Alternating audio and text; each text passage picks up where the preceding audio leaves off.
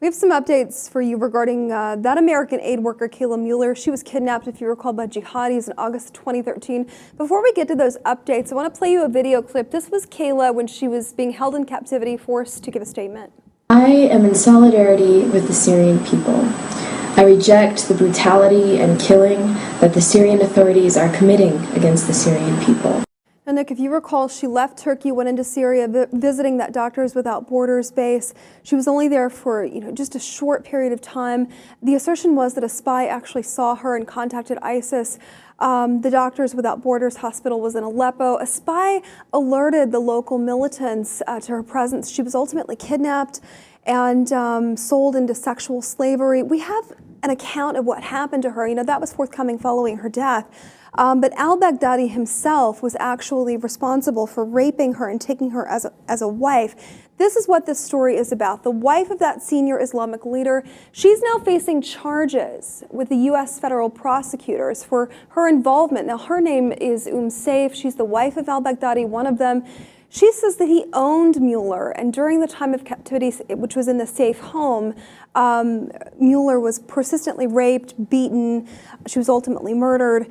And this wife, in a strange twist of events, because we're finally seeing somebody held criminally liable in her death, has been implicated.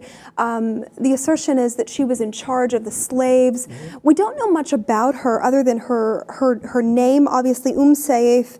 Nisrim Assad Ibrahim Bahar is her real name, and she goes by Sayyaf, or they're interchangeable. What do you make of this? We're finally seeing U.S. prosecutors name someone and implicate them in Mueller's death. Yeah, and a lot of people are calling for her to be extradited here back to the U.S. And at first, that was my first thought. Oh yeah, let's bring her to the U.S. Let's get some information. But I think she's more valuable if we keep her there, so that she can maybe point us in the right direction, so we can find more people. I think extraditing her wouldn't necessarily be the best idea, but I think it's really interesting to see, a lawsuit being brought forth. That's not something you usually see when we're talking about ISIS. We're usually talking about dropping bombs. It's not the legal route being taken. So to see them, Do you trust the Iraqis to prosecute her? Yes, I do. You do. Yeah. I think and of course, that would be overseen too. There would be some intervention, so it wouldn't solely be the Iraqis.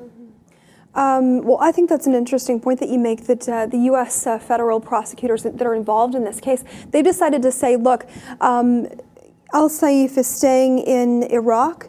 She will be handled by Iraqi prosecutors. The FBI actually went in 2015 to interrogate her, and she admitted, look, she oversaw Mueller being kept and held captive along with other female hostages. My question is, at what point was she a sex slave herself?